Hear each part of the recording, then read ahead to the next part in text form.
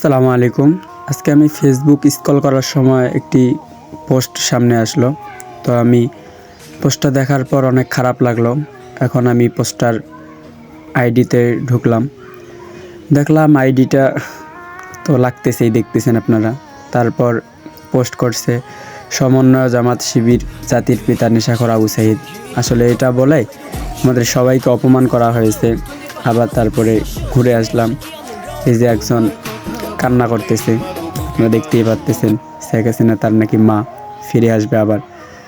আবার আমি দেখতে পারলাম ছাত্রলীগ ভয়ঙ্কর রূপে ফিরে আসবে। তো ভাই আইসো, তোমারে দেখাবেনি। তারপরে ফিরে আসবো খুব তাড়াতাড়ি ইনশাল্লাহ। আসলে হয়তো এই লোক কোনো জায়গায় ঠাঁই পাবে না। ঠিক আছে, রাজপথে নেমেছি, মরার ভাই করি না হবে না ভাই, ভুল লেখছো, ভয় করি না হবে। তারপর আরেকটি পোস্ট, আমাদের নেত্রী শেখ হাসিনা আসার সময় হয়ে গেছে, একটু ধৈর্য ধরুন। পোস্টটা ভালো করে পড়ে নেই, আমাদের নেত্রী শেখ হাসিনা আসার সময় হয়ে গেছে, আর একটু ধৈর্য ধরুন, সবাই সব কয়টা বাটপারকে একসাথে ধরা হবে। ভাই সুন্দর বলেছে, তারা আসতে থাকুক, দেখি কতটুকু কি করতে পারে। একটা বাটপারকে একসাথে বুঝি ইনশাআল্লাহ। ভাই এখানে ইনশাআল্লাহ বলার কিছু আসে না, তোমরা আসো, তারপরে তোমরা তো দেশেই নেই, কি বুঝাই দিবা।